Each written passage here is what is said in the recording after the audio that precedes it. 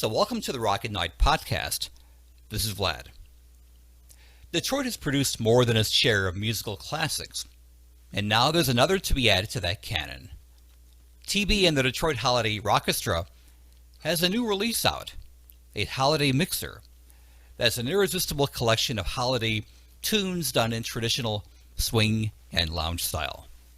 And it definitely deserves a place on your stereo this and every holiday season. Joining us to talk about this release are two Detroit classics in their own right. Terry Burns, celebrated frontman of the local Celtic rock institution, the Corktown Popes, and Mike Skill, the principal songwriter and lead guitarist of our beloved The Romantics. Both are treasured friends of Rock at Night and two of the kindest people you'll ever meet in this industry. Gentlemen, a warm welcome to the show. Thank you. To you. Thank you much. Jerry, good to see you, Jerry. I'm not worthy, Mike. Well, it's still a lot of work. There's a lot of work that goes into this. Yes, Sure. It is. So, Terry, you're widely known in Michigan for your involvement with the Popes. What was the inspiration for doing a holiday album, especially one that's so swing and lounge flavored?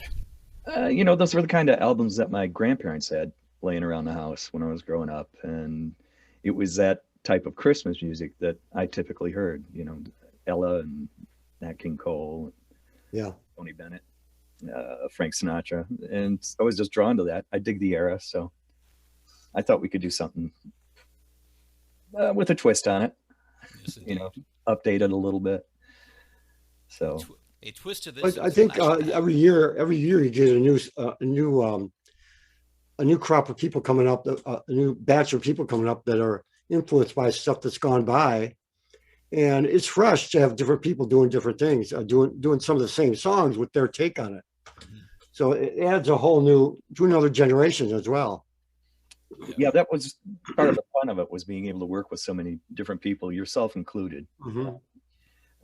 Got some great Totally. Detroit talent on there, and getting you to participate was a huge goal for me, and I'm so grateful for your portion. Thank you. Yeah, it's a high quality. It's really good. Good recording, great mix. I was surprised. I didn't know how I didn't know how, if you're going to lo-fi or, because there's a, because I like to go lo-fi a lot of times. And with Chuck, with my stuff, I mean, he took it to a high, took it another level. Yeah. So when I heard it, I was really pleasantly surprised. Yeah. That's fair. Thank you. Yeah. And of course, your colors.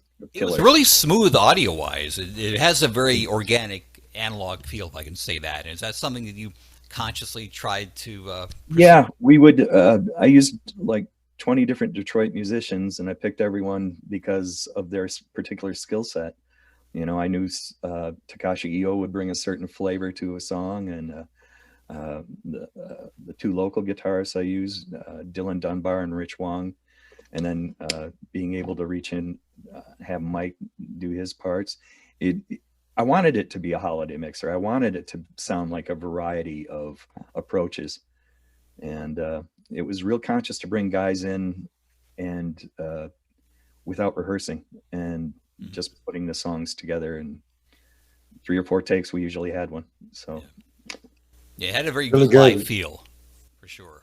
Yeah, actually, in Detroit, there's not too many records out, Christmas records out by Detroit groups. Actually, if you look at it, yeah, there really aren't. I was surprised at that. yeah. So it's a nice thing. Well, It was a lot of fun. I'm very grateful to everyone who took part in it. Really it's a good. new And classic. it ended up for sure. good. So So Terry, you mentioned a couple of people that are on there. Obviously, Mike headlining. You mentioned Takashi, someone a lot of us know pretty well. Any other players that you thought Sure. early on needed to be on there? Yeah, Jimmy Bones. I think he's touring with Kid Rock now, and Johnny Evans also with Kid Rock, and Chris Kodish, who's played piano with Sponge and the Blues Brothers. Yeah, Right. yeah. And Bob Mervak's on there. Olivia Deer does a duet with me. Mm. And she's a great little pop singer. Indeed. I'm glad you mentioned that's a really clever take on a track or a title that in recent years has been kind of maligned because some of the connotations of it. And you did a Right. really clever inversion of that. Talk a little bit about that. Well, before it got controversial, it was always a fun song. Right. And if you really know what the song is about, it's about from a different time. It's about flirting and pretending, Right. that, Right. that, oh, I'm not. Indeed. So we wanted to get rid of that connotation. I thought it'd be kind of fun if Olivia sang what is traditionally the male part, Yeah. and I would take on the. Is that Baby It's Cold Outside you're talking about? Yeah. Yeah. That's, if you know the story, Dean Martin and then they used to, the writers that wrote the song sang at their house parties all the time. Oh, They were wow. writing it as they went along at the house parties and during Christmas, and it was just something they did at home, and then ended up recording it. So it's among friends. Right. Yeah. Well, that's great. I didn't know that part of it. Yeah, And it's that, from the 1940s or 50s. 50s. I think it's the 50s. 50s, Yeah. Yeah, very Well, I Rat know it Pack was- feel. Yeah. Ring-a-ding-ding. But Yeah. but you mentioned about friends, and I'm glad you mentioned that, Mike and Terry. That's something that really comes through in the recording too. Is that you get the sense that there's a joie de vivre. There is very much a sense of camaraderie when this is being recorded. That like it was a group maybe on a show floor recording this and had a really good vibe and swing to it from that. Is that kind of something that you felt after the fact, Terry, or is that? No, that was purposeful. Okay. Every time we brought everyone I had on it is just really great people. Yeah. I picked them for their talent and their attitude. So Can't believe. I mean, that was hot. that was an incredible night. It was incredible. Yeah. So I knew what he's all about and what. Yeah, very much.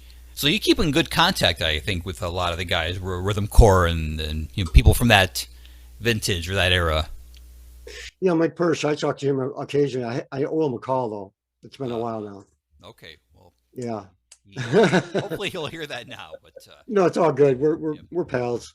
no, awesome. I worked with him when I was out of the Romantics, and we had a group Hmm. before he did rhythm core Hmm. and before Talking in Your Sleep. Right. We were jamming, and we were actually jamming down at Grand Circus Park up in above the theater. I had a space. Oh yeah.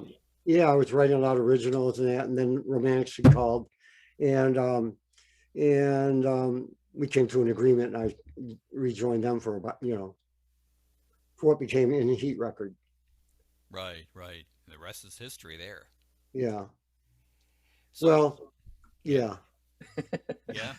I don't know how much you want to go into it, but That could be an interview onto itself, maybe one day. I had some time off, and it was great to have some time off and then come back in the group and contribute to a pretty good hit record. So Yep. Yeah. Yeah. Very much. I use the term contribute loosely. Yep. The proverbial hiatus, which A lot of writing. It was all fun. I mean, yeah. So your work on Run Rudolph Run, that track, caps off a really productive year for you, Mike, in which you released an album of your own. You want to tell? Mike Skill. Yeah. Tell our listeners a little bit about what you've been releasing this year, in case you haven't been on top of it.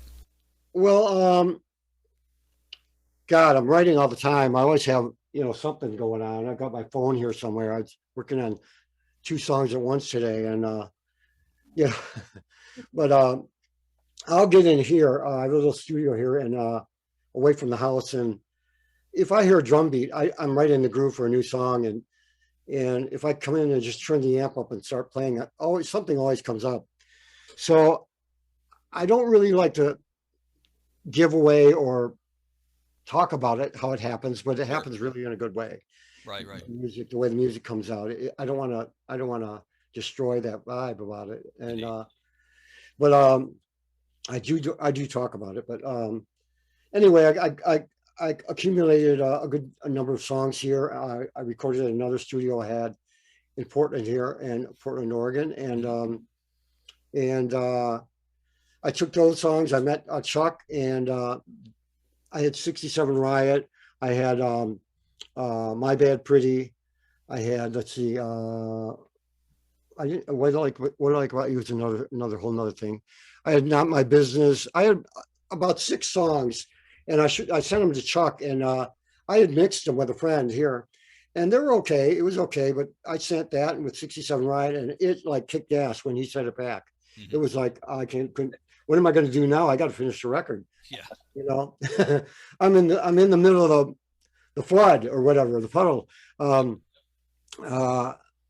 And so I came to Detroit with the tracks and started writing more songs. So yeah, so it came about last year. We started releasing song after song on digital because I had to get my name up front. You know, I'm with Romantics, and most people don't know. You know, I want to kind of push myself out there more. So Indeed. Mike, the new songs, I gotta say this, they sound so fresh. Oh, thanks. They don't sound like you've been doing this a while. Well, they sound fresh. Well, with Romantics, we would go in for a month before we recorded, to do pre-production. Then we're in the studio. I kind of did it fly by the seat of my pants. Come in, bang it out, and leave it. You know, a lot of times with the drums, one track of drum. Come in, play drums, play kick and snare to 67 Ride, and I'll just throw the guitar down. And that's what I did. I really did it loose, in a loose form. Nice. Like almost like a jam, but with restriction, with a little restriction, not too much. And it captured the vibe, especially with What I Like About You. I came in here, I had the drum track. Brad had played a drum track for me for What I Like About You, and I recorded it in Chicago near his house at Mike Hagler's studio. And it was such a good track. It was just sitting there, and I go, man, we were going to do it with Romantic. We were going to put out a song for the 40th anniversary, and it didn't happen. And I was thinking this year, I'm going, well, what the hell? I'm going to do it. I'm putting something out for me. And everyone sang it. Other groups have done songs like it. Sure. Other groups have recorded it, the Donnas from them, and other groups, have written songs that sound like it. And I just went for it. I just plugged the old high watt in, and the markings are still on the dials from when I was on the road with it way back in the day. Wow. And I just tuned it to those dials, to those settings, and got my Rickenbacker, and really the guitar. And my son tracked the guitar, and we just went for it. And it really it surprised me when I got back from Chuck. The guitars and the vocals, it just has a raw energy like the original, the when we wrote it, when we did it live. Whereas in the studio, it's a little more contained and a little more manufactured in a way, in a small way, with the original What I Like About You. Yeah. It has a little bit different vibe, but it's great too. I mean, yeah. Anyway, so it worked out. Awesome. Yeah. It's just, I try to keep it real light when I'm in the studio. My son gets mad because I'm always writing as I go. I'm writing as I go, and he's, Dad, finish it at home and bring it in. And the studio is kind of like my canvas, so that's how it works. Anyway, a true artist. True artist. So ended up with all the songs, 12 songs.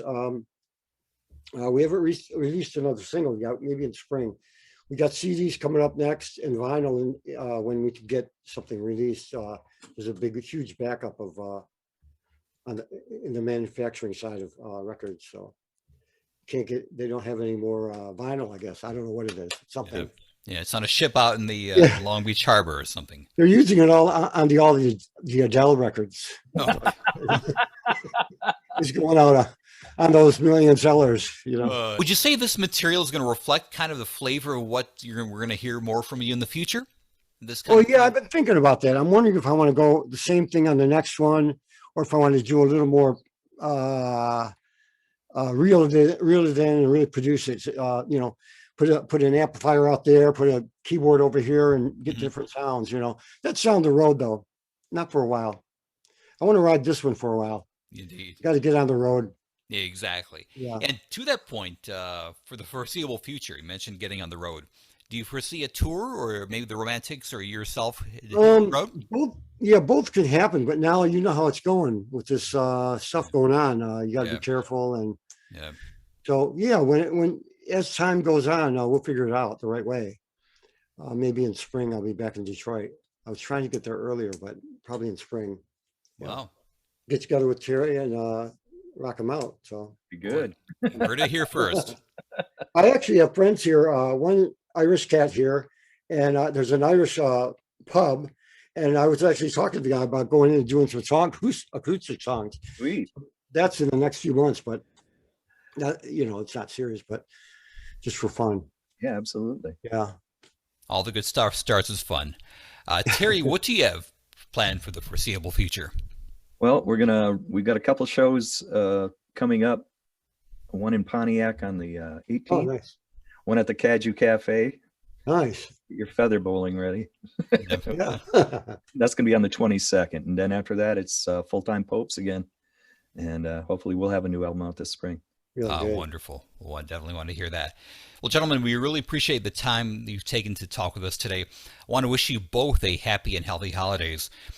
As we wind down, where can listeners purchase your album and follow you and your activities on social media? Terry? Go ahead, Terry. Okay.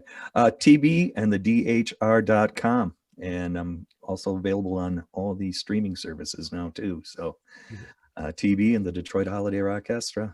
And you'll get to hear the wonderful work of Mr. Michael Skill. Yeah, it's fun. Taking everyone to church on that song, Mike. Indeed. Well, okay. We just set up real quick, and I just started laying that stuff down here. And I've got, we're talking about CDs coming up by the end of the year, I hope. If not, that'll happen soon. And then we've got the vinyl coming out after that, but we're still kind of walking in that dark room. We're trying to figure out how we're going to get it out because everything, the pressing plants are all backed up. And it's available on MikeSkill.com. I've got the single with Wayne Kramer, some of those left. Mm-hmm. It's a 45 I did a year and a half ago. Yep. That's still out there. That's MikeSkill.com. And then, like Terry was saying, all the streaming platforms have Mike Skill record, and it's kicking ass, man. Getting a lot of play and a lot of interviews, and I can't wait to get out there. I'm supposed to go to New York in April for the Johnny Thunders thing, but we'll see. But I'm working on this. Got these guys, and the Go-Go's had a tribute album. I'm on that thing, and yeah, that's it.